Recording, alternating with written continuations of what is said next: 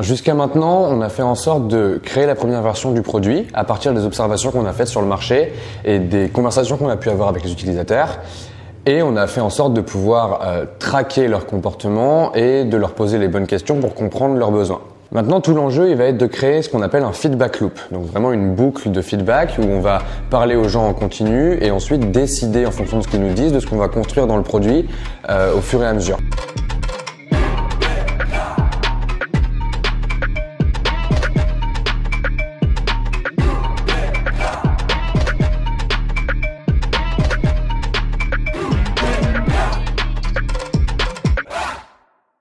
Avec toutes les observations que tu fais, l'enjeu c'est d'avoir plus d'insight. Un insight, ça se définit par une frustration qui est comprise par l'utilisateur et qui est exprimée par l'utilisateur.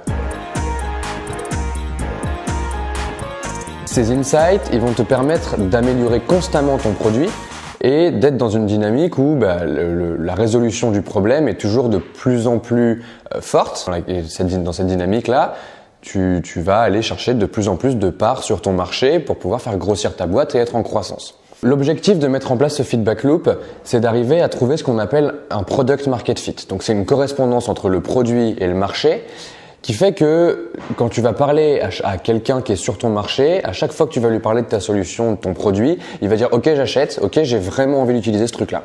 Le temps qu'il faut pour arriver à cette situation-là peut varier. C'est possible qu'à la première version de ton produit, tu trouves un product market fit et que tout le monde se batte pour utiliser ton produit. C'est possible. Par contre, dans la majorité des cas, il va falloir faire des itérations, ce qu'on appelle des itérations. Donc à chaque boucle du feedback loop, on va améliorer un peu le produit en fonction des retours utilisateurs jusqu'à ce qu'on tombe sur quelque chose et qu'on ait créé quelque chose qui intéresse vraiment les gens et qui va faire que dès qu'on leur en parle, ils ont envie d'utiliser ce qu'on fait. Itérer et être en constante amélioration, ça permet en fait de passer différentes étapes pour faire adopter son produit par le marché sur lequel on est. C'est un concept qu'on définit par une courbe d'adoption.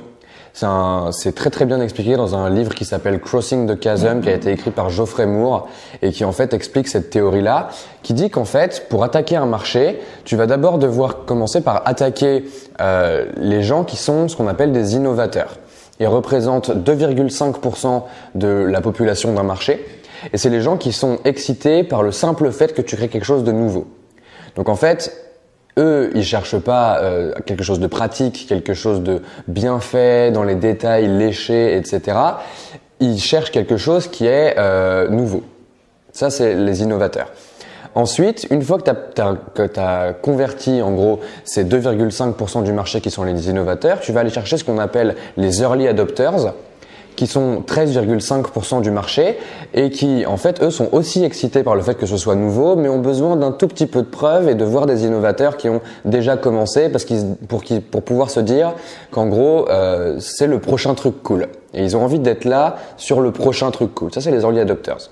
Ce début du marché là, c'est vraiment des gens qui ont, encore une fois, pas besoin d'avoir quelque chose de léché et de très en détail. Par contre, pour aller chercher la catégorie suivante de la population, donc l'early majority, donc la majorité qui arrive au plus tôt, il va falloir passer un gap qui est très important. Et c'est ça dont il parle dans le livre. Il parle de crossing the chasm. Donc le chasm, c'est vraiment ça, c'est ce trou qu'il y a entre les early adopters et l'early majority, où en fait, il va falloir vraiment redoubler d'efforts et l'intensité qu'on doit mettre dans la résolution du problème doit être vraiment très forte pour passer des early adopters à l'early majority. C'est pour ça qu'on fait des itérations constantes. Parce qu'une fois qu'on a l'early majority, on continue à améliorer, on va aller toucher la late majority et puis les laggards, donc tous les gens qui sont peut-être un peu moins informés, qui sont un peu plus sceptiques et qui du coup vont finir par utiliser le produit uniquement quand tout le monde l'utilise déjà et c'est les derniers à convertir sur un marché. Il y a deux choses à comprendre pour pouvoir avancer dans cette courbe d'adoption et faire en sorte de pénétrer le marché de la meilleure manière possible. La première chose, c'est qu'il faut distribuer plus fort. En gros, ton produit seul ne suffit pas. Une expression commune qu'on utilise qui est « build it and they will come ». Si tu le crées, ils vont venir l'acheter, c'est toujours faux. Genre, il faut distribuer son produit, il faut mettre en place des canaux d'acquisition pour qu'il y ait toujours des nouvelles personnes qui viennent découvrir le produit. Et ça, c'est un truc qu'il faut pas sous-estimer. Par contre, on n'est pas nécessairement là pour parler de ça. On en parle encore une fois dans l'épisode 8, qui est l'épisode bonus de cette saison, où on parle de tous les canaux d'acquisition qui existent pour combler ce manque-là.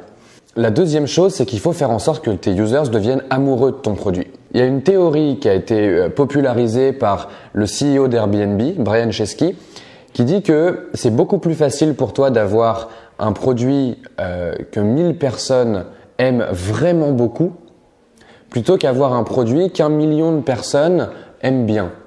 Parce qu'en fait, une fois que tu as compris qui sont les 1000 personnes qui aiment vraiment beaucoup ton produit et pourquoi elles l'aiment bien, tu peux aller scaler et tu peux aller en fait augmenter ce nombre-là, augmenter ces 1000 personnes et les faire passer en 1 million de personnes qui sont amoureuses de ton produit complètement, plutôt que d'avoir plein de gens qui aiment bien mais qui pourraient s'en passer. Ça a beaucoup plus de force en fait en termes d'impact.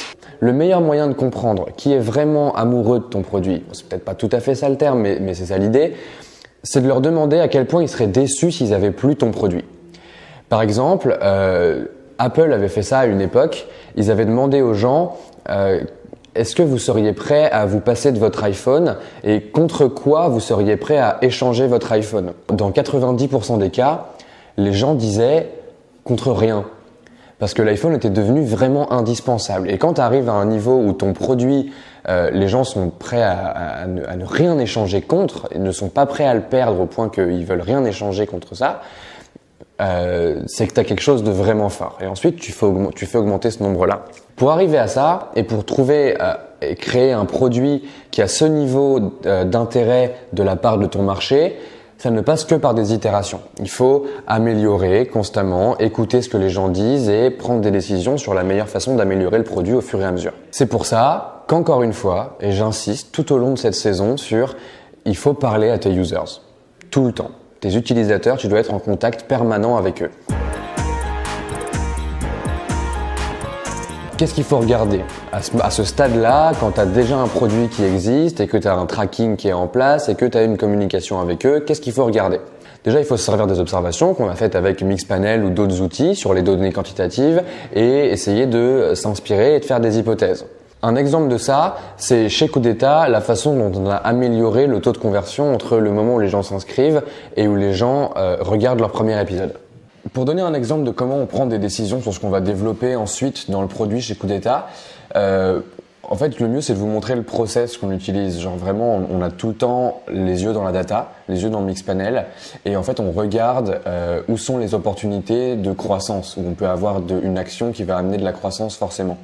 Donc par exemple, un des trucs qu'on a fait récemment, c'est qu'en fait on a regardé le funnel de conversion entre le moment où les gens sign up, où ils s'inscrivent sur la plateforme et le moment où ils regardent leur premier épisode. Parce que notre objectif, c'est que le nombre de gens qui s'inscrivent et que le nombre de gens qui regardent un épisode soit le plus élevé possible, en fait, que la conversion entre les deux soit la plus élevée possible.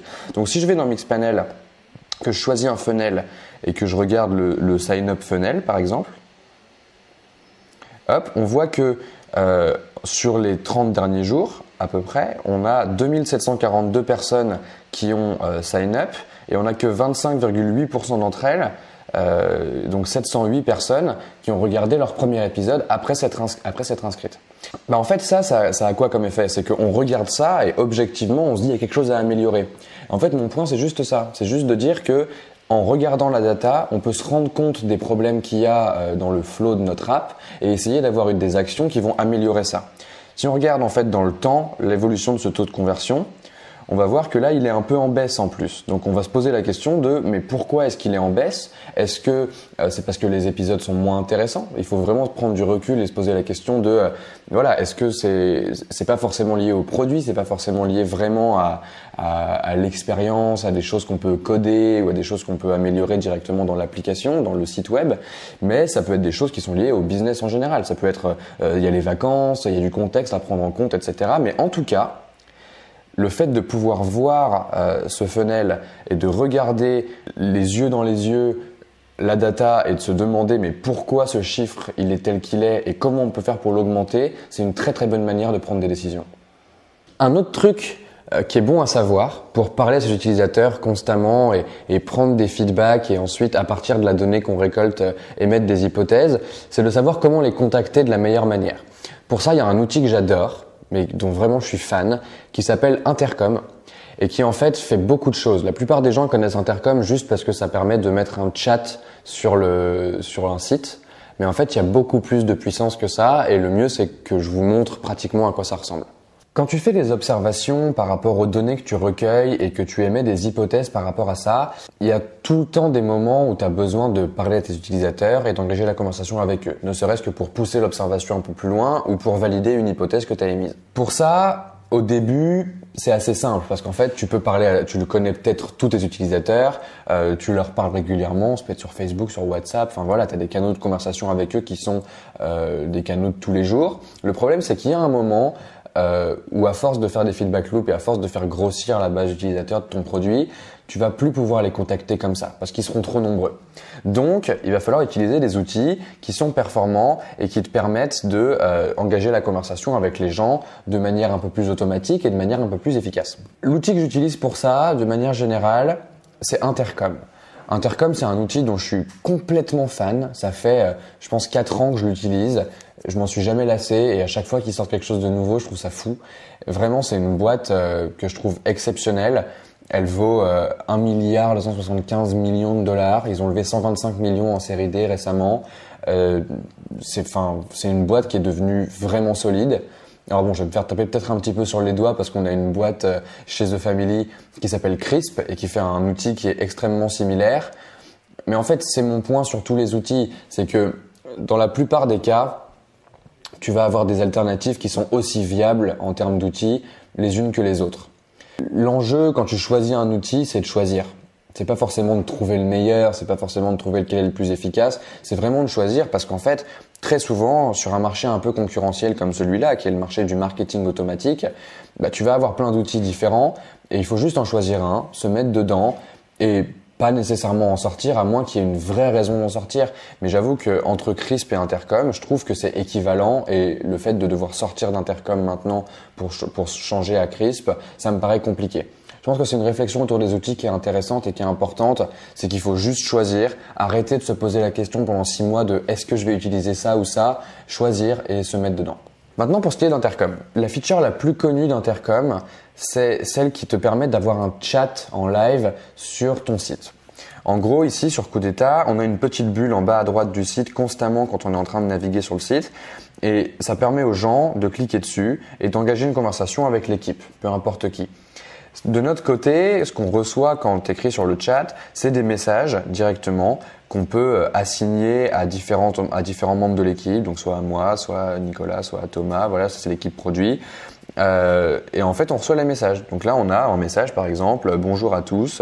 Quand on clique sur je soutiens Coup d'État, il y a une faute d'orthographe, il manque un E. C'est un feedback qui est intéressant, qui nous permet de corriger. On va avoir des gens qui nous posent des questions sur leur boîte, on va avoir des gens qui sont intéressés par une formation payante qu'on propose et qui vont nous poser des questions. Ça nous permet aussi de faire un peu de sales. Donc vraiment, ça nous permet d'avoir une porte ouverte sur les utilisateurs qui vont nous écrire directement et qu'on va pouvoir inviter à nous écrire pour avoir des feedbacks qualitatifs en continu jusqu'à ce que ce soit intenable et qu'il y en ait vraiment trop, mais le temps d'arriver là, on n'y est pas encore. Donc ça, c'est la première feature d'Intercom, c'est celle qui permet aux utilisateurs de t'écrire automatiquement. Ce qui est trop cool, c'est qu'en fait, ça se plug à plein d'autres outils et que tu peux connecter par exemple ta page Facebook à Intercom pour que quand les gens envoient un message à la page Facebook de ton business, ça tombe dans Intercom. Tu peux créer une adresse email sur laquelle les gens peuvent écrire et que ça tombe dans Intercom aussi.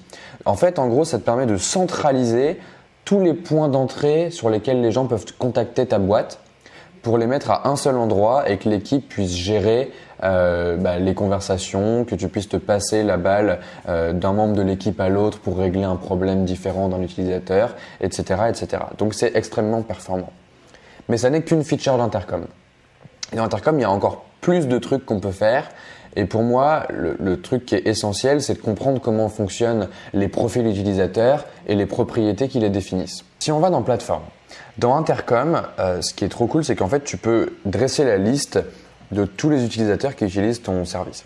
Comment ça marche? Ça marche comme sur Mixpanel. À chaque fois que quelqu'un s'inscrit sur le site, on va envoyer dans le code l'information à Intercom que la personne s'est inscrite et on va demander à Intercom de créer un compte Intercom, en gros, pour l'utilisateur. Ça nous permet de dire, ok, là aujourd'hui on a 20 062 utilisateurs qui se sont inscrits sur Coup d'État un jour et qui sont donc stockés dans Intercom et où on peut retrouver la liste de ces gens-là. Ce qui est très puissant par rapport à tout ça, c'est que chaque utilisateur dans Intercom va avoir des propriétés définies qui sont soit définies automatiquement par Intercom lors de leur inscription. Ça peut être la ville qui est détectée automatiquement en fonction de l'adresse IP. Ça va être les moments où les gens ont visité le site. Donc là, on voit que cette personne-là, elle est là maintenant. On voit que la première fois où elle est venue sur le site, c'était il y a 2 minutes. Donc ça nous donne des informations comme ça. Mais il y a aussi des informations custom qu'on peut envoyer nous-mêmes à Intercom pour définir des choses qui sont importantes pour le business. Par exemple, là, dans la liste, il y a mon profil. Donc, si on va sur mon profil, on va voir qu'en fait, il y a tout un tas de propriétés qui sont stockées dans Intercom par rapport à mon profil. Bon, l'adresse qui est reconnue n'est pas forcément la bonne. Mais par contre, on va voir plein de choses. Il y a mon adresse email, il y a mon user ID, il y a la première fois qu'on m'a vu arriver sur le site, le jour où j'ai sign up, le nombre de fois où j'ai visité le site, le montant de mon abonnement à coup d'état. Il y a plein de propriétés en plus qu'on peut rajouter automatiquement en fonction de mon comportement sur le site. Par exemple, ici, on a une propriété Episodes Watch Count qui est le nombre d'épisodes au total que j'ai regardé sur coup d'état. Là, on voit qu'il y en a 23. On peut voir le premier épisode que j'ai regardé, c'était Coup d'état entreprendre, saison 1, épisode 2. Le dernier épisode que j'ai regardé, c'était Coup d'état X, saison 1, épisode 8. Donc ça va nous permettre déjà de faire un tri en fonction des différentes propriétés qui sont sur un profil pour dresser des listes de gens qui ont fait des actions similaires et ça va nous permettre ensuite de les contacter. Donc si on retourne dans tous les utilisateurs, on se rend compte que donc là on a 20 062 utilisateurs et en fait on va pouvoir ajouter des filtres. Donc là on voit ici que on va filtrer sur les utilisateurs, ce qui s'oppose aux leads, qui sont en fait les gens qui ont juste écrit dans le chat une fois et qui ne sont pas forcément inscrits sur la plateforme, qui correspondent à tous les filtres qu'on va ajouter derrière. Donc par exemple, ici, je peux ajouter un filtre qui va être Episodes Watch Count, donc le nombre d'épisodes qui a été regardé est plus grand que 20, par exemple. Hop, donc là, on voit qu'il y a 46 personnes qui ont regardé plus que 20 épisodes sur coup d'état. L'intérêt d'avoir cette liste, c'est qu'en fait, je peux contacter toutes ces personnes-là. Peut-être que cette liste est encore trop grande, donc je vais ajouter un autre filtre qui est « je veux que les gens qui se sont inscrits il y a moins de 60 jours » par exemple. Hop, là, ça tombe à 6 utilisateurs et c'est intéressant parce qu'en fait, je peux émettre une hypothèse, je peux observer ça et dire « ok, comment ça se fait que ces gens se sont inscrits il y a moins de 2 mois et qu'ils ont déjà regardé 20 épisodes ?» Et je pourrais émettre des hypothèses là maintenant, mais l'avantage d'Intercom, c'est que ça me permet de les contacter directement et de leur dire qu'est-ce qui s'est passé? Et en fait, on fait ça très souvent. Thomas passe beaucoup de temps à juste prendre des segments de la base utilisateur, de voir qui sont les gens les plus intéressés, les plus fans de ce qu'on fait, grosso modo, et les contacte pour leur demander ce qui leur plaît, ce qui leur plaît moins, comment on peut améliorer ce qu'on fait et créer cet instinct produit qui va te permettre de prendre des bonnes décisions sans forcément réfléchir constamment et juste en ayant cet instinct par rapport aux utilisateurs. Donc ce qui est trop cool, c'est que cette liste-là, elle est ici, on a créé les filtres et en fait on peut la sauvegarder. L'intérêt de cette liste-là, c'est qu'en fait on peut à la fois voir les gens qui la composent, mais on peut aussi sauver le segment. Et donc dire, voilà, je vais l'appeler fan rapide et sauver le segment. Et une fois qu'on a sauvé le segment, je peux aller dans fan rapide et voir en fait la liste de ces gens-là. Et en fait, tous les gens qui vont rentrer dans la catégorie « je me suis inscrit il y a moins de 60 jours et j'ai regardé plus de 20 épisodes », ils vont tomber dans cette liste automatiquement et donc tu peux revenir la consulter régulièrement et choisir de recontacter les gens. Ce qui est très très puissant avec Intercom, c'est ce qui suit. En fait, là c'est intéressant d'avoir la liste. J'ai la liste de leur adresse mail, j'ai la liste de éventuellement leur numéro de téléphone si je leur ai demandé, donc je peux les contacter. Mais ce qui est très puissant, c'est qu'en fait je peux leur envoyer un message soit manuellement, soit automatiquement. Donc je peux aller ici dans les trucs d'action par rapport à cette liste et dire je veux envoyer un message manuel à tous les gens de cette liste. Ou alors, je peux leur envoyer un message automatique. Et en fait, c'est les deux features d'Intercom qui sont vraiment exceptionnelles, c'est qu'elles te permettent de rentrer en contact personnellement avec un nombre de gens très important. On peut le faire directement d'ici, on peut le faire aussi depuis les messages dans Intercom, on va faire ça.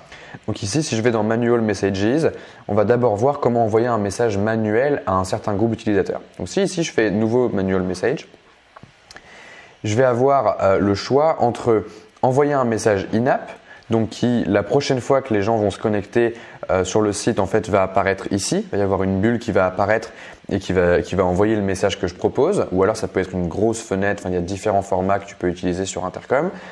Ou alors je peux l'envoyer par email à la liste des gens que je vais choisir. Ici, pour les besoins qu'on a, je vais utiliser le truc in-app.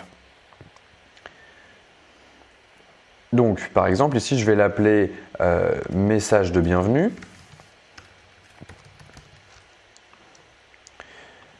Dire, OK, je veux que ce soit un post, donc vraiment un gros truc qui va recouvrir l'écran la prochaine fois que la personne va se connecter. Et je vais pouvoir taper mon texte. Donc, je vais pouvoir dire salut, first name. Donc là, on va pouvoir inclure dans les messages d'Intercom des propriétés d'utilisateur.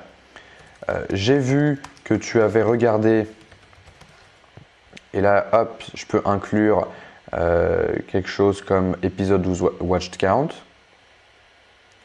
Et je peux dire, je vais remplacer, donc en gros, l'idée, c'est que dans la phrase, je vais pouvoir dire, j'ai vu que tu avais regardé 23 épisodes, en l'occurrence. Et il faut indiquer ce qu'on met à la place si jamais la variable n'est pas remplie. Donc je vais mettre X en l'occurrence. Bon, c'est pas terrible, mais c'est l'idée. J'ai vu que tu avais regardé X épisodes. Qu'en as-tu pensé? Bisous. Petit smiley. Une fois que j'ai écrit mon message, je vais pouvoir choisir, donc est-ce que je veux l'envoyer comme un badge, donc ça va juste afficher une petite notif sur le chat Intercom la prochaine fois que la personne se connecte. Est-ce que je veux que ça s'affiche en petite fenêtre ou est-ce que je veux vraiment que le message s'affiche en full? En l'occurrence, je vais utiliser ça. L'idée ensuite, c'est que tu vas devoir définir à qui ce message va s'afficher la prochaine fois qu'il visite le site. Là, on retombe dans la même chose que ce qu'on a vu dans le fait de segmenter la base utilisateur, c'est qu'on peut ajouter des règles. Ici, la règle, on peut dire, voilà, je veux que épisode watch count soit supérieur à 20. C'est la même chose. Et donc, on retrouve, encore une fois, nos 46 utilisateurs. On veut encore que le sign-up soit il y a moins de 60 jours.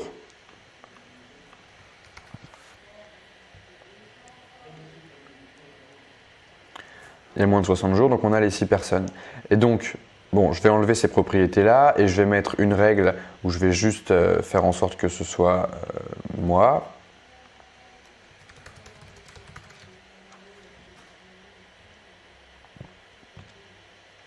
Voilà. Pour les besoins de l'exemple, je vais faire en sorte que le message s'affiche que pour moi. Donc là, le segment, c'est quelqu'un qui a regardé plus de 20 épisodes et qui s'appelle Valentin Richard. Bon, il se trouve que la liste contient une personne et c'est moi. Une fois que j'ai fait ça, j'ai mon message, j'ai les personnes auxquelles je veux afficher ce message. Je peux définir un objectif par rapport à ce message. Donc si je veux par exemple, si j'envoie un message qui dit « tu devrais regarder tel épisode », l'objectif de mon message, ça va être que la personne augmente le nombre d'épisodes qu'elle a regardé. Donc je vais dire « je veux que episodes watched count a augmenté ». Ou ABC, etc. Genre je peux choisir, mais en tout cas, en l'occurrence, je veux que après ce message, la personne regarde un épisode de plus. Et je pourrais ensuite avoir des stats par rapport à ce message qui me disent « Ok, ça a marché ». Genre 60% des gens qui ont reçu ton message ont eu une augmentation du nombre d'épisodes qu'ils ont regardé. Ça me permet de mettre des objectifs. Et ensuite, soit je peux l'envoyer à partir de maintenant, donc immédiatement, soit à partir seulement d'une certaine date. Et enfin, je vais review mon message et je le set live. Ce qui fait que le message va partir et donc ça va envoyer un message manuel à tous les gens qui sont dans la liste, en l'occurrence que moi. Donc si je vais sur coupdeta.co,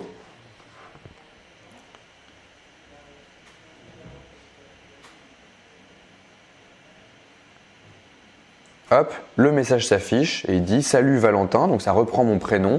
J'ai vu que tu avais regardé 23, bon j'ai oublié le mot épisode, qu'en as-tu pensé? Bisous. Et là, la personne peut répondre directement. Eh bien écoute, c'était cool et ça engage un chat. Et donc tu peux inviter les gens à la conversation, mais tu peux aussi inviter les gens à faire des choses sur ton site. Vraiment, cette feature est hyper puissante. Ce qu'on vient de faire avec un message manuel dans l'app, on peut le faire par email et faire en sorte que on choisisse toutes les personnes qui ont regardé plus de 20 épisodes et leur envoyer un email à toutes. et du coup leur poser une question. Et il y a des stats qui sont faites en fonction de ça. Par exemple ici, qu'est-ce que j'ai eu l'occasion d'envoyer? Ben voilà, ici on voit que Thomas au produit avait envoyé 137 mails aux gens qui avaient justement regardé beaucoup d'épisodes en leur disant: salut, j'ai vu que tu nous as rejoint depuis un moment sur le site, j'aimerais bien avoir tes feedbacks et en savoir un peu plus sur toi. Est-ce que tu aurais 20 minutes à m'accorder au téléphone pour discuter? Il y a 83% des gens qui ont ouvert le mail, 0% qui ont cliqué parce qu'effectivement il n'y a pas de lien dans lequel cliquer. Par contre, il y en a 45% qui ont répondu. Et donc on voit les stats. Celui-là n'avait pas forcément d'objectif, mais ça nous dresse des stats dans Intercom qui nous permettent de voir la performance de cet email-là. Ça, c'est pour les mails manuels. Mais ce qui est encore plus puissant avec Intercom, c'est que tu peux non pas envoyer uniquement ponctuellement des mails à une liste de personnes, mais tu peux faire en sorte que dès que quelqu'un entre dans une liste, ça lui envoie un email automatiquement. C'est le principe des auto-messages qu'on va voir juste là. Donc ici, par exemple, je vais pouvoir créer un nouveau message automatique. Je vais dire que je vais envoyer un email cette fois-ci et qu'en gros, donc je vais mettre un sujet qui va être « Merci pour ta fidélité ». Donc ici, je vais écrire un email où je vais dire Hello first name, j'ai vu que tu avais regardé épisode watch count épisode, ça fait hyper plaisir. À ton avis, qu'est-ce qu'on pourrait améliorer pour rendre ton expérience encore meilleure? Merci beaucoup pour ton temps et à très vite. L'idée de ce mail, c'est vraiment de demander un feedback positif ou négatif à quelqu'un qui a regardé beaucoup d'épisodes pour savoir comment s'améliorer. C'est très très simple, mais en fait c'est important. Et ensuite, on peut définir une audience de la même manière. Donc vraiment, là je vais dire tous les gens qui ont un épisode watch count qui est supérieur, encore une fois, à 20. Je reprends toujours le même exemple, mais on pourrait faire d'autres choses. En attendant, là, on a les 46 personnes qui sont là. On va pouvoir mettre un goal qui est, en l'occurrence, encore une fois, augmenter le nombre d'épisodes qui ont été regardés. Et ensuite, on va pouvoir choisir quand est-ce qu'on l'envoie et l'envoyer. Quel effet ça va avoir? Une fois que je clique sur envoyer ce message, ça va prendre la liste des 46 personnes qui sont dans mes critères, donc qui ont regardé plus de 20 épisodes, et leur envoyer ce mail instantanément. Mais comme c'est un auto-message, la prochaine fois que quelqu'un rentre dans la catégorie « a regardé plus de 20 épisodes », il va recevoir automatiquement cet email aussi. Ça fait quoi? Ça fait qu'en continu, tous les gens qui vont avoir regardé beaucoup d'épisodes sur Coup d'État, on va entrer en contact avec eux et les inviter à nous donner du feedback. L'intérêt de ça, il est hyper fort parce que ça te permet de montrer aux gens que tu valorises leur feedback et que tu as envie qu'ils t'en donnent. Ça te permet de le faire automatiquement sans avoir à envoyer toi-même des mails à tout le monde à la main et que ça te prenne beaucoup de temps. Tu peux juste traiter les réponses parce qu'elles vont tomber dans le chat et que du coup, tu vas pouvoir les gérer hyper simplement et avoir une conversation avec les utilisateurs qui est constante. Je pense que ces 4 fonctionnalités-là, c'est les plus intéressantes d'Intercom. Il y en a plein d'autres. Tu peux créer un knowledge center dans lequel ça va faire une sorte de wiki où les gens vont pouvoir retrouver des infos. Enfin, il y a vraiment beaucoup de choses dans Intercom, mais je pense que ces 4-là sont importantes. Donc la première, c'est de pouvoir avoir un chat sur le site qui va inviter les utilisateurs à prendre contact avec toi directement et de pouvoir gérer ces discussions-là avec ton équipe directement dans l'outil Intercom. Le fait de pouvoir segmenter ta base d'utilisateurs en fonction de critères pour pouvoir voir la liste des gens qui ont fait telle ou telle chose. Le fait de pouvoir les contacter manuellement, soit à travers l'app, soit à travers un email pour pouvoir engager la conversation avec eux. Et le fait de pouvoir automatiser ce processus-là et qu'à chaque fois que quelqu'un fait une action spécifique, entrer en contact avec lui ou elle pour pouvoir engager la conversation. Ces 4 trucs-là sont hyper puissants parce qu'ils te permettent d'avoir un lien constant avec les gens qui utilisent ton produit et dans le cadre de la mise en place d'un feedback loop et de l'amélioration constante de ton produit, ça me paraît essentiel. Encore une fois, Intercom, ça n'est qu'un outil, il y en a plein d'autres qui fonctionnent. J'ai parlé de Crisp tout à l'heure, il y en a d'autres, je ne les connais pas tous, mais en tout cas, choisir un de ces outils-là, c'est extrêmement utile. C'est des outils qui coûtent un peu cher. Intercom, c'est même vraiment cher, mais je pense que ça vaut vraiment le coup à partir du moment où ça te permet de créer un produit qui va être en constante amélioration et qui va servir les besoins de tes utilisateurs. Quand tu parles à tes utilisateurs et que tu les pousses à te faire des feedbacks constamment et à te dire ce qu'ils pensent de ce que tu proposes, etc., il y a 3 choses qu'il faut rechercher. C'est les 3 choses qui peuvent leur apporter de la valeur. La valeur, de manière générale, tu la trouves toujours sous 3 formes. La première, c'est gagner du temps. La deuxième, c'est gagner de l'argent. Et la troisième, c'est gagner de la reconnaissance sociale. Grosso modo, apporter de la valeur à quelqu'un, ça se manifeste toujours sous une de ces 3 formes-là. Donc quand tu parles aux gens, tu cherches comment tu peux leur apporter de la valeur. Ça, c'est la première chose. Je pense aussi qu'il y a un truc qui est important quand tu parles à tes utilisateurs, c'est d'arriver à créer une sorte de bulle d'honnêteté dans laquelle les gens vont vraiment te dire ce qu'ils pensent. Pour ça, il y a 3 choses à faire. La première, c'est de les pousser constamment à être honnêtes. Pour les pousser à être honnêtes, il faut toujours dire merci pour les feedbacks que tu reçois, par exemple, parce que si tu montres que tu reçois le feedback comme un cadeau et pas comme une menace ou une critique, déjà, ça va pousser les gens qui te font des feedbacks à t'en faire plus. Après, il y a un autre truc, c'est que pour les pousser à être honnêtes, il faut rien prendre personnellement. Et c'est extrêmement difficile parce qu'effectivement, c'est toi qui es en train de créer le produit et il faut arriver à se détacher en fait des feedbacks que les gens font parce qu'ils les font sur ton produit et pas à toi. Et on n'est pas en train de te dire que ton travail est mauvais, on est en train de te dire que le produit, il manque quelque chose ou des trucs comme ça. Et on te donne des pistes pour améliorer. Donc le mix de dire merci et de vraiment prendre le feedback comme un cadeau et de pas le prendre personnellement, ça permet de montrer aux gens que tu attends d'eux de l'honnêteté. Et je pense que c'est vraiment important. Si vraiment tu n'arrives pas à ne pas prendre les choses personnellement, je connais des gens qui, quand ils appellent leurs clients, quand ils appellent leurs utilisateurs, ils se font passer pour une autre personne. Ils disent « Ok, j'ai été mandaté par une société externe qui fait un audit sur les clients. Est-ce que vous pouvez me dire ce que vous pensez de notre service ?» Et en fait, ça te permet de pas prendre personnellement parce que tu joues un personnage. Et donc, les critiques qu'on te fait par rapport à ton produit sont faites à une autre personne qu'à toi, une personne fictive, et ça marche. Franchement, utilise la technique que tu veux, mais par contre, il faut absolument arriver à créer cette bulle d'honnêteté. La deuxième chose pour créer cette bulle, c'est par le paiement. Il n'y a pas de secret. Sur un produit qui est payant, si les gens payent, il y a de fortes chances pour qu'ils soient honnêtes avec toi, parce qu'ils en veulent pour leur argent. Et c'est aussi pour ça que c'est important de mettre un prix qui est suffisamment élevé par rapport à la valeur de ce que tu délivres, parce que si les gens payent un prix qui est trop bas, ils vont pas te faire des aussi bons feedbacks que s'ils avaient payé un prix qui était honnête par rapport à la valeur que tu proposes, parce qu'ils vont se dire bah ouais mais bon il me fait déjà une fleur en m'offrant un produit qui est vraiment pas cher par rapport à ce qu'il vaut, donc je vais pas non plus l'assassiner. Et en fait c'est un problème parce que tu dois attendre des gens qui tentent de t'assassiner et qui te donnent des vrais feedbacks. Genre c'est vraiment l'objectif. Donc par le paiement, ça crée aussi cette bulle d'honnêteté. Et la troisième chose, c'est par l'amour existant du produit. En fait, tu te rends compte assez vite que les gens, quand ils aiment vraiment ton produit et quand ils sont vraiment contents de ce que tu proposes, si tu fais n'importe quoi et que tu modifies le produit dans le mauvais sens, ils vont être honnêtes avec toi, ils vont te dire « Ah, mais moi j'adorais avant, comment ça se fait que c'est plus le cas maintenant ?» Et ils vont vraiment venir vers toi. Et l'objectif, c'est de les encourager à faire ça.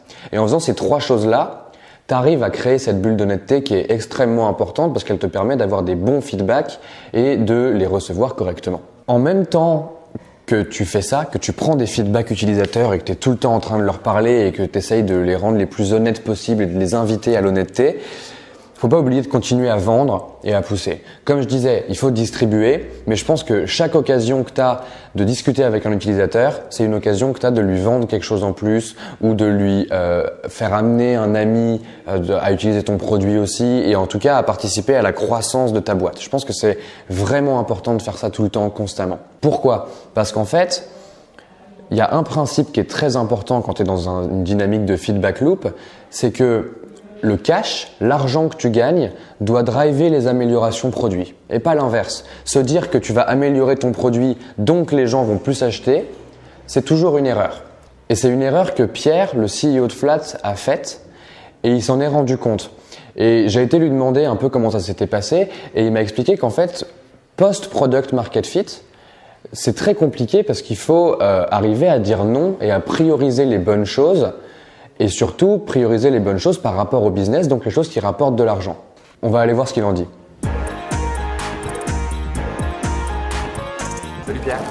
Salut. Ça va? Bah oui, et toi? Ça va, super. Top. Tu es CEO de Flat? Je suis le CEO de Flat, ouais. On a créé le Google Doc des partitions de musique. Donc c'est vraiment un site web très simple d'utilisation, rien à installer, très intuitif, où tu peux collaborer en temps réel à plusieurs. Sur guitare, donc de la tablature, de la partition plus classique, de la partition de jazz, tout ce qu'on appelle les lead sheets, etc. Et tout ça en temps réel, en ligne. Et puis après on s'est diversifié, donc tu peux nous trouver sur mobile, Android, Apple, etc.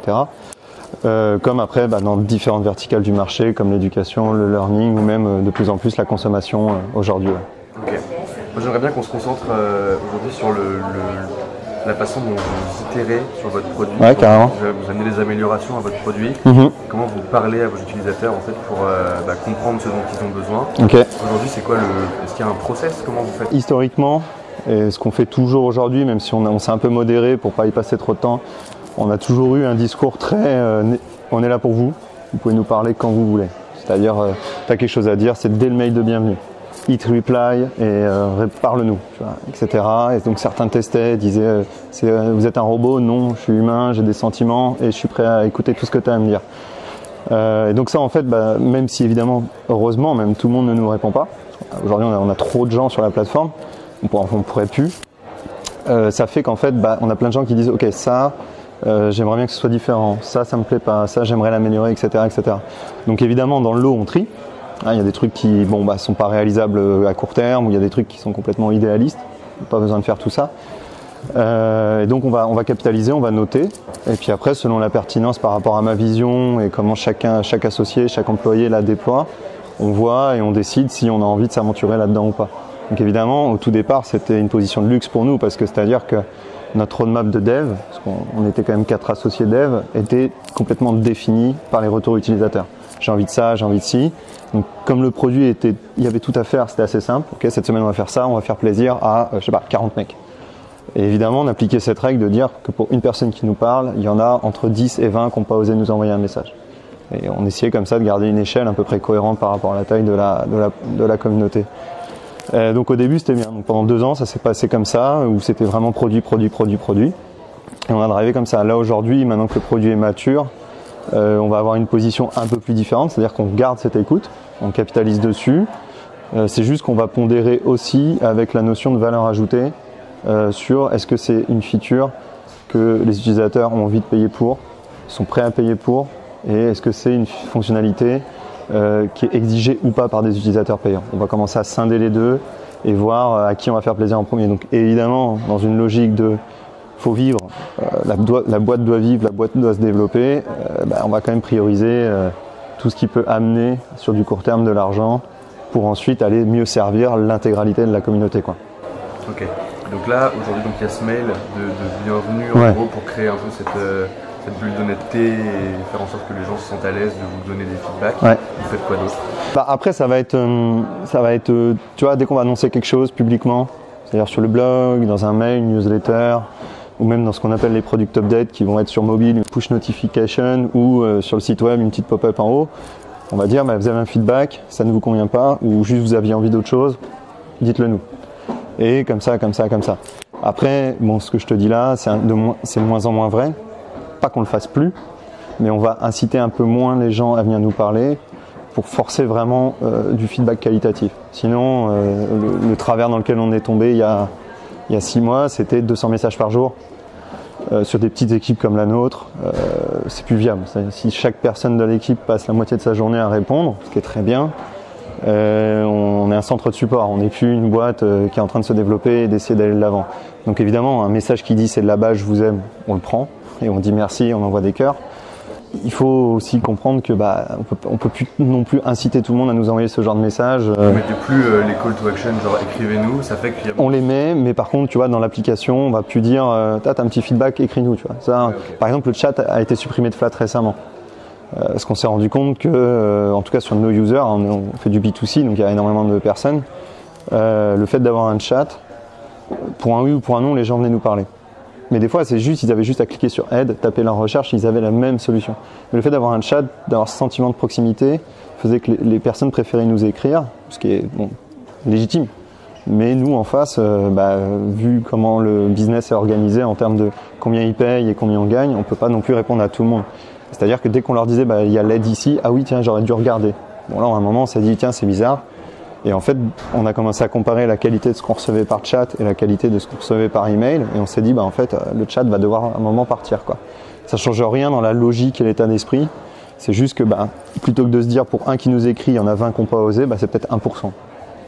Ou 1 pour 200. C'est selon les sujets, évidemment, et l'intensité que le mec a mis dans le message, quoi. S'il est survénère, on se dit, là, ils sont peut-être plusieurs à être survénères, quoi. Mais on garde cette dynamique-là, cette logique-là. C'est juste qu'on incite un peu moins à venir nous parler pour qu'on puisse vraiment rester quali sans trop non plus perdre du temps et continuer de délivrer hyper rapidement et augmenter nos revenus évidemment. Ok, ouais. Donc il y a une priorisation de toutes les tâches qui vont être liées au bas du funnel art, quoi. Genre, tu vas vraiment aller chercher tout ce qui est revenu, tout ça. Et comment vous décidez de créer des nouvelles branches complètement votre produit, parce qu'à la base, donc, c'est éditeur de partition, maintenant tu parles d'éducation, il y a tout l'aspect éducatif. À quel moment vous vous êtes dit, ok, on va faire une autre branche, quoi? L'éducation, ça a été particulier, c'est-à-dire qu'on l'a un peu subi au début. Bon, aujourd'hui, on s'épanouit dedans, on s'éclate, mais au début, on l'a un peu subi, c'est-à-dire que on avait une masse de users qui grossissait, qui utilisaient, etc.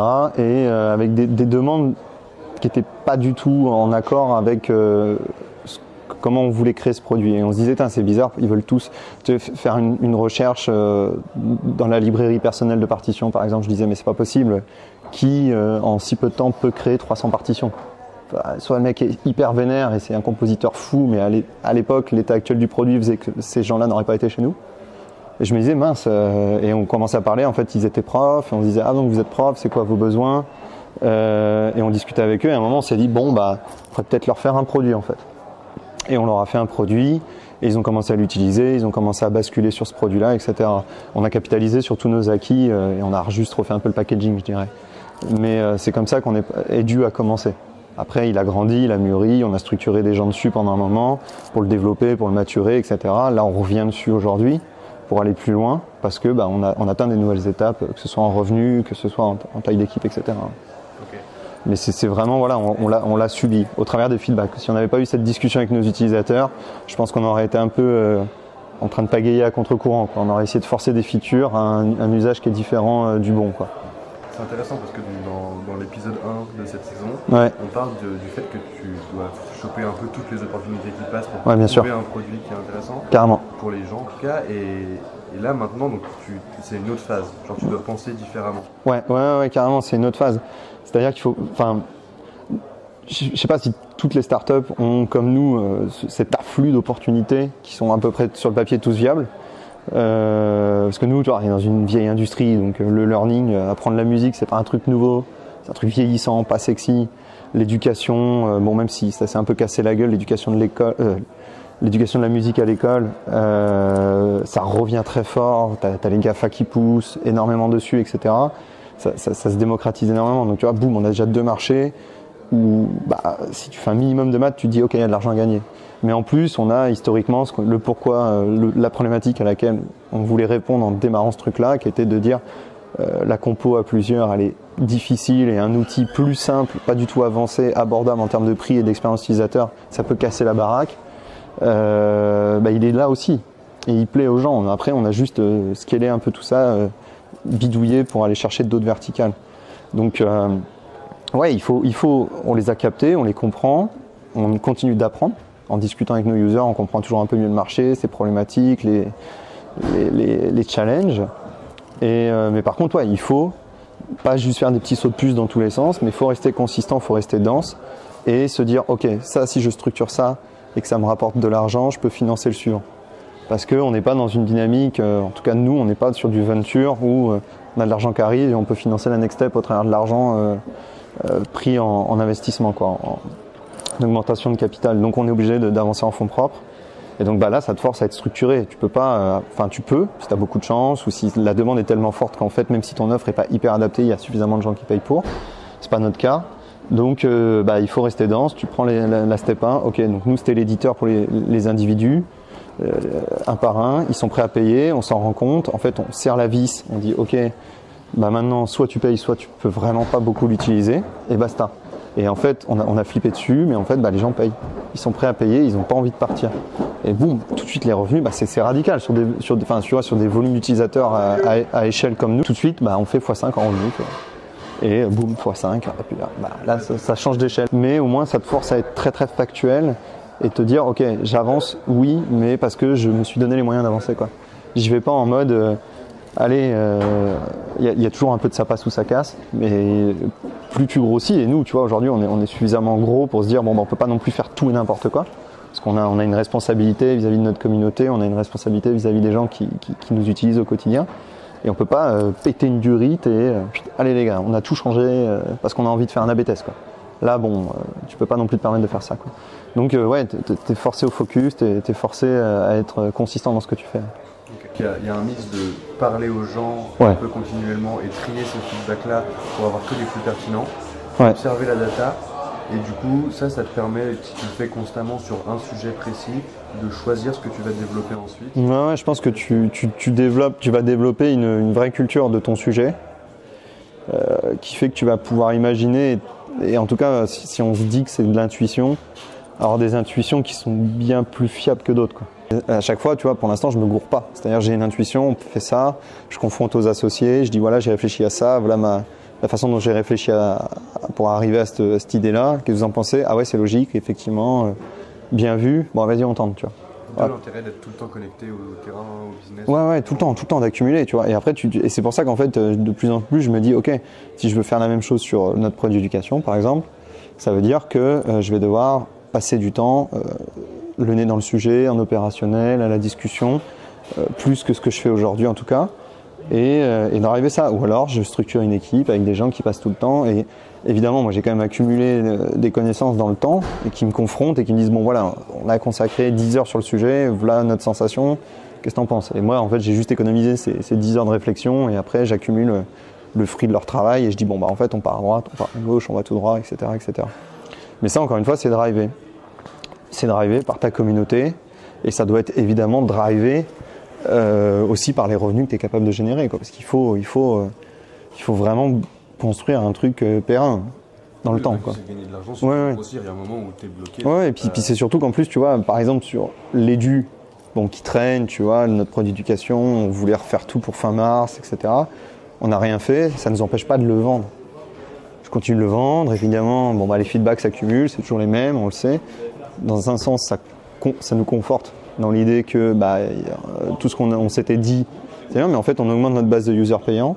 Donc, les feedbacks sont quali, les mecs ont payé, et tu vois, c'est pas juste des mecs qui sont passés, qui ont vu de la lumière. Et ça montre juste qu'en fait, on peut continuer de le vendre, et il ne faut pas non plus se stresser et se dire on doit faire le produit avant d'aller leur demander plus d'argent aux gens, tu vois. Demande-leur de l'argent, ils sont engagés dans le truc. Si les gens se sentent écoutés et que leur feedback est valorisé et qu'effectivement à un moment tu remplis ta promesse de dire c'est bon, j'ai fait le taf, voilà ce qu'on vous a promis, bah c'est tout banco, quoi. Mais la priorité ça reste l'argent, quoi. Et ce que je disais un petit peu l'année dernière, mais là encore plus, quoi. Je comprends de mieux en mieux le fait que c'est tes revenus qui doivent vraiment driver tout ça, quoi. En tout cas qui doivent te donner le cadre de positionner les bonnes personnes à droite ou à gauche pour faire encore plus de revenus, donc tu vas pouvoir financer mieux ton produit et donc avoir plus de gens qui utilisent, etc. Ouais. Et ça veut pas, être focus sur l'argent, ça veut pas dire que t'es pas là pour aider les gens in fine, c'est juste un moyen d'aller aider plus de gens et de pouvoir faire grossir ta boîte au final. Ouais, bah d'être focus sur le sujet, ça te permet vraiment d'être dans une position saine, en fait. Donc à partir du moment où tu es dans une position saine vis-à-vis de ta communauté, vis-à-vis de ton produit et vis-à-vis de tes équipes, la conséquence irrémédiable de tout ça, c'est-à-dire que si ça fait plaisir à ta communauté, ton produit va grossir en termes d'utilisateurs, en tout cas dans le B2C, donc tu auras plus de clients potentiels. Si dans ces gens-là, tu as capitalisé sur ce qu'ils avaient envie de payer pour, tu finances, donc après tu vas pouvoir embaucher des gens pour améliorer ton produit, l'emmener plus loin, donc tu risques soit de convertir plus de gens, soit en faire venir des nouveaux, donc tu grossis ta communauté, etc. Et le cercle est hyper vertueux. Là où si tu fais l'inverse, où tu tires ton produit et ton produit est censé tirer tes revenus, donc ça peut marcher, c'est juste que l'effort à fournir sur le produit va être beaucoup plus fort que l'effort que tu aurais à fournir pour faire remonter un tout petit peu tes revenus. La frontière est mince, hein, c'est-à-dire que de convaincre les gens de payer, sur des rapports d'échelle, chez nous en tout cas, si tu vois, ça se joue à pas grand-chose, nous ça s'est joué à 2-3 ajustements, et tout de suite on convertit 5 fois plus. Mais convertir 5 fois plus à notre échelle, ça veut dire que tout de suite on peut financer beaucoup plus de belles choses pour tout le monde. Alors que si on avait dû faire l'inverse et qu'on s'était serré la ceinture pour développer les belles choses, déjà on n'aurait pas été convaincu qu'on allait vendre plus, mais en plus on aurait fait un effort pas sain sur nous en tant que fondateur ou même que ce soit un employé. Tu vois, tu dis allez travaille 45 heures mec parce que là on risque de gagner un peu plus de sous, c'est pas hyper excitant pour personne. En tout cas pour l'employé ou pour le fondateur. Et donc du coup bah, tu te fatigues, tes revenus vont peut-être monter un petit peu, Mais comme tu as eu la mauvaise approche, la mauvaise réflexion, bah, tu passes peut-être à côté de beaucoup de revenus qui t'auraient permis de faire une feature de meilleure qualité, etc. Donc générer plus de revenus ou pas, selon tes décisions stratégiques, quoi. Ok, génial, merci beaucoup Pierre. Je t'en prie. Donc on se rend compte que la manière de prioriser les choses qu'on va créer pour améliorer le produit, elle change au fur et à mesure du temps et surtout elle change entre le moment où tu es avant Product Market Fit et le moment où tu es après Product Market Fit. Mais au final, les techniques pour créer des nouvelles fonctionnalités, pour lancer des nouveaux produits, etc., elles sont toujours les mêmes dans le temps. Paul de Freightlink, qui nous avait parlé de comment ils avaient fake it until you make it pour leur premier produit, continue à utiliser ces techniques-là avec ses clients actuels. C'est un modèle d'itération que vous utilisez encore maintenant? Oui. Genre, tu as des exemples de ce que vous faites maintenant, alors que finalement, vous avez quand même... vous avez levé combien en tout maintenant? Alors on a déjà levé 11 millions d'euros et ça sera annoncé dans les prochaines semaines, mais on est en train de relever 25 millions d'euros en série B. Okay. Donc là, vous êtes plus au petit de chez ta tante en start-up à coder dans votre coin, ça devient sérieux et pourtant vous utilisez toujours ces méthodes-là d'itération, de montrer des choses qui n'existent pas encore. Vous l'avez fait récemment? Oui, on l'a fait récemment et même si maintenant on a un produit, on a un modèle qu'on déploie chez de plus en plus de clients en France et demain en Europe puisqu'on ouvre la Belgique, l'Allemagne, l'Italie, l'Espagne, donc on est en train de se déployer en Europe, on utilise toujours cette méthode pour limiter les risques. Mais pour limiter les risques, à l'époque, c'était pour limiter les risques purement liés à Freightlink. On ne voulait pas payer 4 développeurs pendant 6 mois pour développer des features dont on n'aurait pas forcément besoin. Aujourd'hui, c'est pour diluer du risque à la fois chez nous, chez Freightlink, mais à la fois chez le client. Aujourd'hui, je peux donner un exemple parce que j'étais ce matin chez Procter & Gamble, qui est un de nos plus gros clients, en train de parler du développement, des futures features, etc. Et on est en train de se poser la question de développer un stack de features orienté data, outils d'aide à la décision, recommandations opérationnelles pour le client. Et on est en train de se poser la question de la manière de construire ce stack.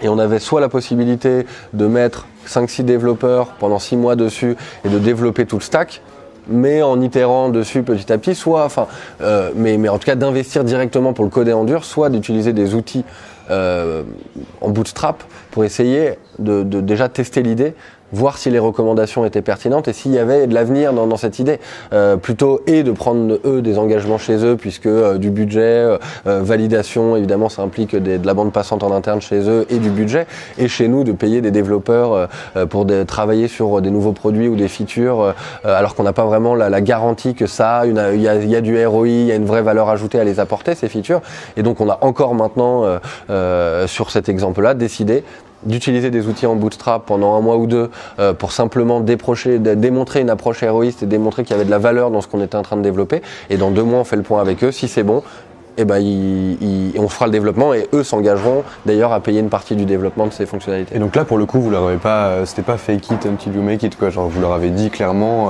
on va le bootstrapper avec des outils et on va voir ce que ça donne, ou vous avez quand même fait croire que... Là pour le coup on travaille en toute transparence, c'est différent. Au début on était 4 dans la cuisine de ma tante et le moindre signe de faiblesse, là on a envie de se faire plus gros que le bœuf et dire oui on a des gros invests, on est en train de se déployer partout dans le monde, le produit sort la semaine prochaine, vous inquiétez pas, j'ai 15 développeurs qui travaillent dessus alors qu'on est 4 dans une cuisine et qu'on n'a encore rien fait. Donc là on est obligé de faker, là c'est différent, ça fait 18 mois qu'on bosse avec Procter, on est dans une relation de confiance et c'est simplement de leur expliquer qu'on n'a pas envie eux de leur faire prendre trop de risques et d'investir dans des solutions dont on ne sait pas forcément si elles ont une valeur derrière, et que nous on n'a pas envie d'investir non plus dans une équipe pour développer des choses dont on n'est pas sûr. Donc maintenant c'est plutôt une discussion en toute transparence et on est en train alors ça serait un peu prétentieux de dire d'apprendre le modèle startup à Procter, parce que je trouve que c'est une société qui pour le coup nous a beaucoup impressionné là-dessus. Ils sont très dans l'itération, très ils aiment tester des choses, ils sont assez innovants, et donc on n'a pas grand chose à dire là-dessus, mais on les a vraiment mis dans un mode startup et nous on légitime ce mode de développement, et je pense qu'eux en sont vraiment convaincus aussi, non seulement parce que nous ça nous permet de prendre moins de risques, mais aussi se rendre bien compte que de leur côté, avant de nous faire un chèque pour payer le développement, puisqu'on leur demande d'en payer une partie, vaut mieux être sûr avant de commencer le développement. Donc on se retrouve maintenant, même si c'est un énorme corporate et une start-up, on se retrouve vraiment dans ce modèle, puisque finalement c'est plus safe pour eux, c'est plus safe pour nous, et à la fin on s'y retrouve tous les deux, donc on est en toute transparence. Ouais, ça a du sens, ouais. Et avec le recul, ce que vous avez fait au début, c'est-à-dire te faire plus gros que le bœuf, Tu penses que t'aurais pu ne pas le faire ou c'était nécessaire? Alors, je pense que c'est complètement nécessaire. Il t'aurait pas cru quoi, genre ça aurait été impossible. Non, Ouais. c'est assez. On a du mal à croire ce qu'on a fait ces 3 dernières années. Passage de 0 à 1 million, à 15 millions de chiffre d'affaires par an en 3 ans. Cette croissance, nous, on l'espérait, mais déjà c'est dur à imaginer déjà pour nous. Je pense que de toute façon, n'importe qui nous aurait vu à 4 dans une cuisine au début, sans investisseurs, sans produits, de toute façon, on a beau dire, mais si, je vous jure, c'est nous le prochain, la prochaine licorne européenne et c'est nous le prochain leader du secteur.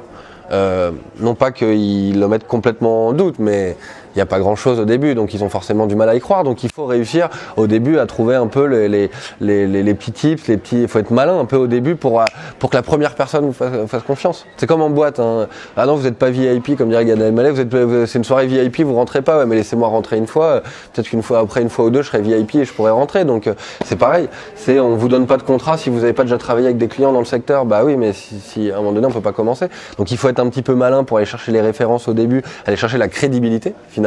C'est pour ça qu'au début, il ne s'agit pas de gagner de l'argent sur ses premiers contrats absolument il faut simplement avoir de la crédibilité, montrer à des acteurs du secteur qu'on est un acteur pertinent et qu'on est le bon acteur pour pouvoir transformer le secteur. Et donc, il faut être un petit peu malin pour le faire. Et puis, une fois qu'on a des références et qu'on a montré qu'on est le bon acteur, on est dans une relation de confiance avec nos clients et le discours change complètement puisqu'on est, entre guillemets, du même côté de la table à ce moment-là, 2 ans plus tard, comme c'est le cas avec Procter.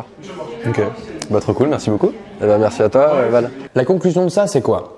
La conclusion, c'est que tout ce que tu peux vendre, mais qui n'existe pas encore, c'est ce que tu dois construire. Parce que c'est ce qui va amener du cash dans ta boîte. Et il n'y a pas de secret, il y a un moment où si tu veux faire grossir ta boîte, et si tu veux faire grossir le mouvement et être amené à créer un meilleur produit qui va pénétrer le marché plus en profondeur, il faut que tu arrives à générer du cash. Donc, il faut prioriser tes actions. Un dernier truc à savoir quand on parle à ses utilisateurs, une fois que le produit est créé, c'est que je pense qu'il faut leur présenter un peu les hypothèses que tu as, les hypothèses que tu as émises en fonction des observations que tu fais, pour voir un peu leur réaction.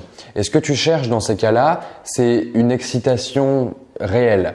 Quand les gens te disent « Waouh, c'est trop bien, ça sort quand ?» Là, tu as quelque chose de réel et tu as quelque chose dont tu peux tirer quelque chose, intellectuellement parlant et en termes de décision. Tout ce qui est de l'ordre de « c'est intéressant », ouais, j'aime bien, pourquoi pas, etc. C'est des feedbacks qui sont faux. Genre, tu peux partir du principe que ils correspondent à un nom, en fait. Ils correspondent à un nom, ça m'intéresse pas.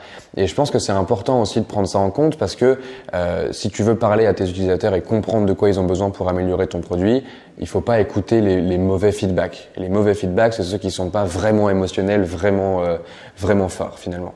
Une fois que tu as compris ce que les gens voulaient, que tu leur as parlé, que tu leur as expliqué tes hypothèses, que tu leur as peut-être montré des maquettes, que tu leur as en tout cas fait comprendre quelle était ton intention, il va falloir passer à la définition des problèmes qu'ils ont et à comment résoudre ces problèmes concrètement.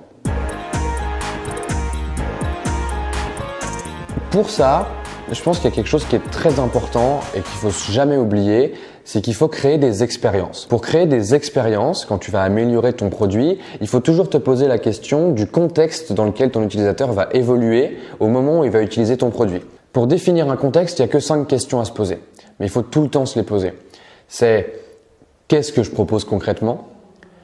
Quand est-ce que l'utilisateur va utiliser mon produit? Où ça? Comment? Et avec qui? Grosso modo, avec ces 5 questions, tu peux vraiment comprendre le contexte dans lequel l'utilisateur évolue quand il utilise ton truc. Ce contexte-là va te permettre en fait d'imaginer une solution et d'imaginer une vraie expérience, ce qu'on appelle un flow utilisateur, qui va te permettre de pas créer quelque chose qui est juste une solution, mais qui va être vraiment inclus dans la vie de la personne. Un autre concept à prendre en compte quand tu imagines des solutions et que tu crées des hypothèses dans ta tête par rapport à ce que les gens t'ont dit, c'est l'addiction loop. L'addiction loop, c'est un concept qui a aussi été écrit par Nir Eyal, qui avait fait la matrice de manipulation dont on a parlé dans l'épisode 2, qui dit qu'en fait, dans un produit, tu peux mettre en place un système qui va rendre les gens un peu addicts à ce que tu proposes. Ce système, il se décompose en 4 phases. La première chose, c'est qu'en fait, à chaque fois que l'utilisateur va utiliser ton appli, c'est parce qu'il y a eu un trigger, donc un déclencheur qui fait que il va utiliser ton appli. On va prendre un exemple, c'est Facebook. Okay, si on prend Facebook, tu vas par exemple recevoir une notification. Ok, tu reçois une notification, du coup tu sors ton téléphone, ça c'est le trigger. Le trigger, il enclenche une action. Cette action, c'est effectivement, je sors mon téléphone, j'ouvre Facebook et je clique sur la notif, je déverrouille mon téléphone. Ça, c'est une action. Ensuite, il y a la partie qui est probablement la plus importante de l'addiction loop, qui est qu'il y a une variable reward, donc une récompense variable, qui fait que ton cerveau est en attente. Ton cerveau est en attente de savoir ce qui va être la prochaine chose qu'il va voir, parce qu'il se dit, ok, si j'ai reçu une notif, qu'est-ce que ça va être? Tu ouvres la notif et là tu lis un commentaire. Et le simple fait de pas savoir ce qu'il va y avoir derrière la notif, ça te donne envie d'y revenir régulièrement. Déjà rien que ça te rend un peu addict à Facebook. Par exemple, sur Facebook, je sais pas si tu as déjà remarqué, mais en gros, il y a des fois où tu ouvres ton appli Facebook, un peu par réflexe, tu refermes ton appli Facebook, tu rouvres ton appli Facebook dans la foulée et en fait le feed il change, il s'actualise et c'est pas la même publication que tu as en premier que 10 secondes avant. C'est volontaire de la part de Facebook parce que ça te permet qu'à chaque fois que tu ouvres l'application, tu vas avoir une variable reward et donc ça te donne envie d'y retourner hyper régulièrement. Une fois que tu as eu cette variable reward, tu vas pouvoir faire ce qu'on appelle un investissement et c'est la dernière étape de l'addiction loop qui est que éventuellement si tu as reçu un commentaire par exemple sur une publication, tu vas y répondre. Donc tu investis de l'énergie, du temps, etc. dans Facebook. Tu vas répondre aux commentaires, ce qui fait que le prochain trigger va être encore plus fort parce que tu auras investi du temps dans Facebook et donc tu te dis « Waouh, mais quelqu'un a répondu à mon commentaire, donc je vais y revenir. » Trigger, action, récompense variable, investissement et ça recommence à l'infini. Et plus tu passes de fois dans cette addiction loop, plus tu as envie d'y retourner le plus régulièrement possible. Alors c'est un truc qui est un peu à nuancer, Nireyal en parle dans le bouquin, dans Hooked, il dit que ça peut servir à faire des bonnes choses comme des mauvaises choses et que ça reste un outil et qu'il faut arriver à le prendre dans le bon contexte. Effectivement, Facebook, on peut se poser la question de savoir si cette addiction est pertinente ou pas dans la vie des gens. Mais en tout cas, c'est un concept qui est intéressant en termes de réflexion. Quand tu veux émettre des hypothèses sur comment aider les gens, c'est comment tu peux faire pour faire en sorte qu'ils reviennent régulièrement utiliser ton produit. Quand tu émets des hypothèses par rapport aux chiffres que tu as observés, par rapport aux discussions que tu as pu avoir avec les utilisateurs, etc., il faut toujours te demander est-ce que ce que je crée est une solution à un problème? Encore une fois, genre vraiment c'est tout le temps hyper important de réfléchir ça en termes de problème, en termes de problématique. Quand tu fais ça, il faut te poser la question de est-ce que la solution que j'imagine est la solution la plus simple? Toujours. En fait, c'est un concept qui ne varie pas en fonction du temps. Au tout début, tu te poses la question est-ce que c'est la solution la plus simple? Même quand tu as un product market fit et que ça cartonne pour toi, tu te poses la question aussi est-ce que c'est la solution la plus simple? Une fois que tu as ton hypothèse à ta solution et que tu imagines qu'elle est la plus simple, l'erreur à surtout éviter, c'est de foncer la développer et essayer de le faire. La même chose que quand tu crées ton produit à l'origine. Le mieux, c'est d'en créer une première version en fait. Une première version qui peut être juste une maquette, qui peut être juste une combinaison d'outils qui vont fonctionner ensemble mais qui sont pas forcément parfaits et qui vont être peut-être un petit peu bancales. Mais en tout cas, créer une première version, ça va te permettre d'aller chercher des feedbacks initiaux sur un petit groupe d'utilisateurs. C'est encore une fois ce qu'a fait Paul de Fretlink en fait, on en a parlé.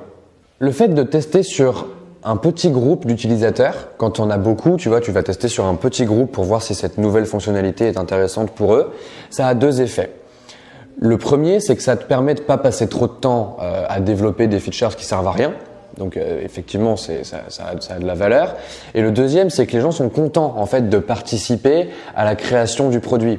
Tu les inclus dans la création du produit, donc tu tisses une relation avec eux, donc c'est plus facile de leur vendre. Et ça a beaucoup de valeur. Et en fait, en demandant de l'aide dans la création du produit à tes utilisateurs, tu les fais participer, tu les fais contribuer à quelque chose de plus grand qu'eux. Et finalement, en termes de valeur délivrée par ta boîte, c'est aussi gigantesque.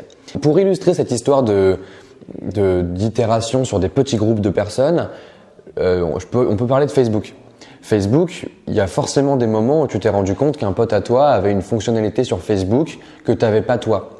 Parce qu'en fait, ils sont constamment en train de tester des choses qui sont déployées à un petit groupe d'utilisateurs. Et s'ils voient que sur ce petit groupe ça fonctionne, ils élargissent ce groupe et puis ils le font grandir jusqu'à ce que peut-être, si la feature est intéressante, comme les réactions il y a quelques années, la déployer à tout le monde. En tout cas, c'est vraiment important de avoir une approche dans le développement de nouvelles fonctionnalités et de l'amélioration de ton produit qui est aussi itérative et qui est aussi basée sur un nombre de fonctionnalités minimales. Quand tu développes des nouvelles fonctionnalités, quand tu améliores ton produit et que tu essayes de faire en sorte que ça résolve le problème de tes users plus en profondeur, il faut aussi traquer. Et en fait, quand tu mets en place une nouvelle fonctionnalité, c'est la même chose que quand tu crées ton produit. Il faut à chaque fois, te poser la question de est-ce que j'ai mis en place les bons outils de mesure par rapport à ça et est-ce que je peux valider mon hypothèse de ça aide les gens. Ça va te permettre en fait de itérer sur cette fonctionnalité-là. Et je pense que c'est important d'avoir un focus important, d'être focalisé vraiment sur cette fonctionnalité-là quand tu te mets à travailler dessus, parce que tu développes un instinct. C'est ce que disait Pierre de Flat. Tu parles de structurer aujourd'hui, donc à ce moment-là, quand tu décides de créer la nouvelle feature, tu te dis on va séparer l'équipe en plusieurs, et donc on a une qui est sur une feature, une autre qui est sur une autre. Bah, idéalement, maintenant avec l'expérience, je te dirais oui, on aurait dû faire ça. À l'époque, elle n'avait pas de revenus, donc c'est-à-dire on était 4 et on va voir comment on peut répartir le temps de 4 personnes en 2. Donc c'est pas idéal. Quand tu fais du bootstrap, à la rigueur, c'est bien. Tu te dis ok, je prends des idées, j'ai un use case, je vois que j'ai un besoin, j'ai une demande. Bon, t'as quasiment tous les éléments pour répondre en tout cas. Le problème de ça, et ce qu'on a vu dans le temps en fait, c'est que à un moment, il faut que ta matière grise, si tu veux vraiment maturer ton produit, si tu veux vraiment capitaliser et comprendre ce que t'écrivent tes users, il faut que tu passes, je sais pas, au moins 70% de ton temps sur le sujet. Parce que tu vas naturellement y penser quand tu seras pas en train de faire ça ou tu seras à faire autre chose. Typiquement, moi, le sport, tu vois. Et du coup, ça tourne un peu parce que ça reste ton sujet principal au fil de ta journée. Donc, tu as des restes, tu as des rémanescences. Moi, le soir au sport, je fais mon sport de fond, donc je m'emmerde vite quand même. Et là, boum, ça mouline et je me dis, ah tiens, en fait, lui il m'a dit ça, je commence à comprendre pourquoi il me parlait de ça. Donc aujourd'hui, c'est notre vraie volonté, c'est de structurer avec des gens qui passent 70% de leur temps sur les dunes, 70% de leur temps sur le learning, sur la consommation, etc. Et évidemment, tout ça, il faut le financer. Et donc c'est pour ça qu'on a revu notre façon de prioriser nos tâches en se disant, ok, on capitalise sur la valeur ajoutée, on va là où on a la plus grosse masse. Donc aujourd'hui, c'est les compositeurs individuels. Et on réfléchit à augmenter nos revenus pour aller financer, structurer l'opportunité éducation, pour aller mieux financer, mieux structurer l'opportunité learning, l'opportunité consommation, etc., etc. Parce que le piège de ça, et ce dans quoi on est tombé en fait, c'est que ça arrive de tous les côtés. Nous, on a cette chance de répondre en fait juste en rendant digital une partition et l'écriture d'une partition. On répond à plein de problèmes qui touchent de près ou de loin à la partition. Ça excite tout le monde. En plus, c'est plus joli que ce qui existe, donc les mecs se disent putain, enfin il y a du neuf. Donc tout le monde veut quelque chose. Et comme tu réponds à tout le monde se prend le temps de te dire je veux ci, je veux ça, je veux ci, je veux ça. Et donc en fait, tu t'excites avec tout le monde, avec tes users. Donc c'est génial, c'est une bonne situation que je souhaite à tout le monde. Mais tu peux pas tout faire. Et il faut commencer à prioriser. Et nous, en tant que dev, on s'est dit allez, on fait tout. Parce qu'on est des oufs, du bootstrap, etc. Donc ouais, on est bon à ça. Hein. On a cette chance d'être vraiment bon dans le bootstrap. Mais c'est comme faire des enfants, tu vois. C'est assez simple factuellement l'acte, mais après derrière faut assumer dans le temps, tu vois. Et c'est ça qu'on a appris à nos dépens et qu'on a dit bon maintenant on se calme. Ok, il y a plein d'opportunités. Ok, on a envie de toutes les faire. Donc ok, ça c'est une histoire qui va s'écrire sur 5-10 ans. Mais maintenant step by step, il faut stabiliser, confirmer et pouvoir attaquer la suivante. Et c'est là où on a commencé à ce que je te disais au début, à prioriser. Quelle feature va pouvoir augmenter nos revenus et quelle feature va pouvoir radicalement augmenter nos revenus pour pouvoir rapidement mettre une nouvelle personne ou sur le produit actuel ou sur un autre produit, mais en tout cas de façon saine en termes de temps et d'énergie évidemment. Ok, ouais. Vous êtes combien à la team produit là maintenant? Donc la team produit là on est 4 maintenant, on est en train de switcher et c'est très bien qu'on soit redescendu un petit nombre parce que ça nous... on est en train de switcher dans le sens où on est en train d'appliquer toute cette structure que je te parle. D'accord. Parce que c'est vraiment le constat qu'on fait, c'est-à-dire qu'on est retombé à 4 de façon volontaire en plus, donc ça c'est très très bien tombé et on rentrait dans cette vraie dynamique de recherche du revenu, recherche d'augmenter radicalement le cash qui rentre pour pouvoir mieux financer la suite et on retombe à 4, donc ouais 4 avec tout ça sur les bras, on se dit bon là on est un peu en sous-effectif. Il faut qu'on prenne des choix radicaux sur qu'est-ce qu'on fait aujourd'hui, demain, la semaine prochaine. Et donc ça te force à vraiment te dire ok, quel est l'endroit où je dois me concentrer en premier qui peut faire que dans 15 jours j'embauche quelqu'un, où je me donne les moyens d'embaucher quelqu'un.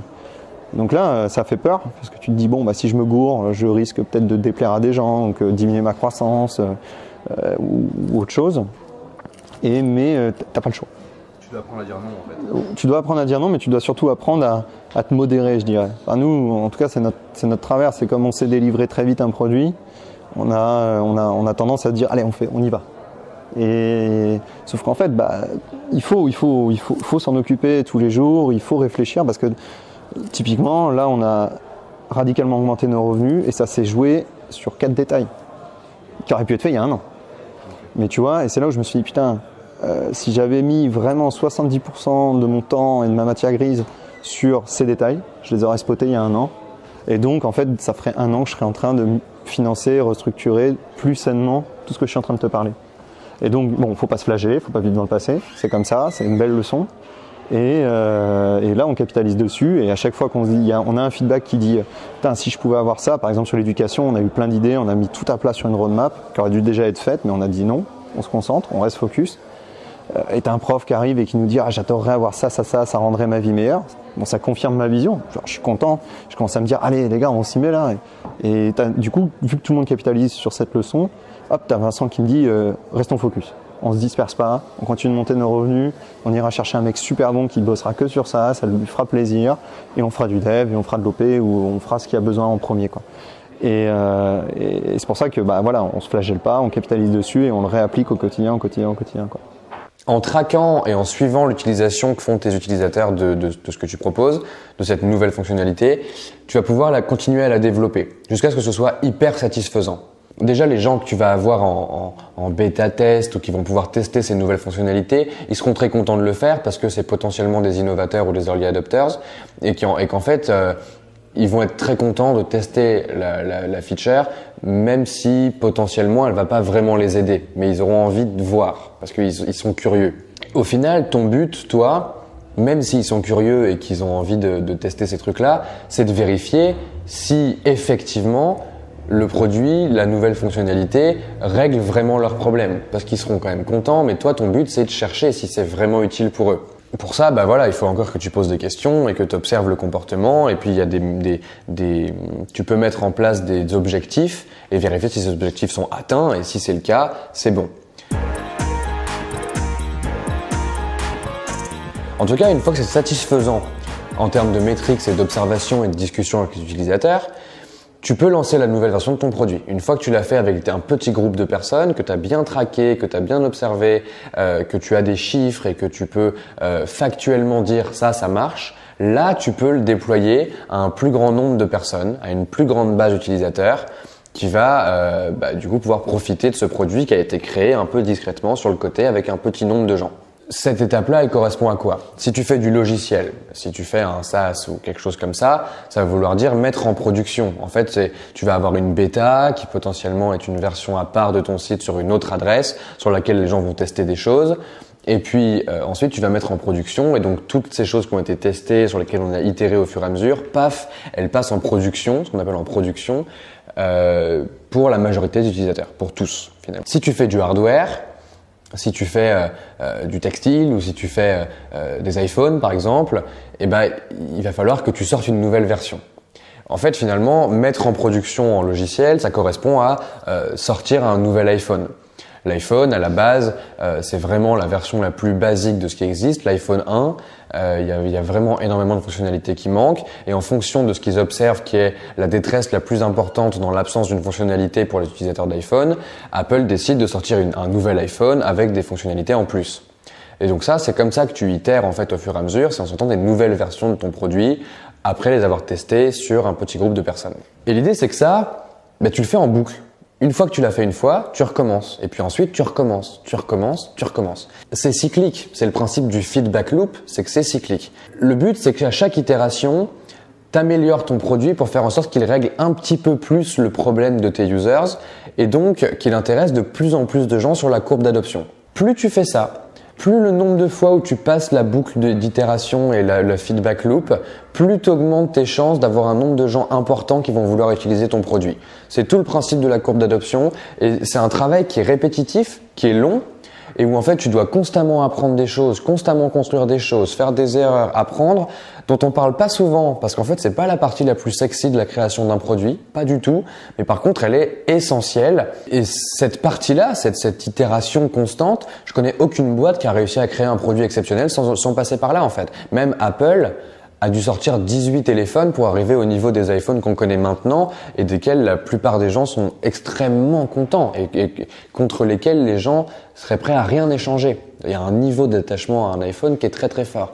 Et on sous-estime à quel point Apple n'est pas juste une armée de génies qui ont des idées qui sortent de leur tête, mais Apple observe le marché, observe ses utilisateurs, traque tous les trucs qu'on fait dans nos iPhones et à partir des données et à partir de discussions avec des gens, crée des nouveaux modèles.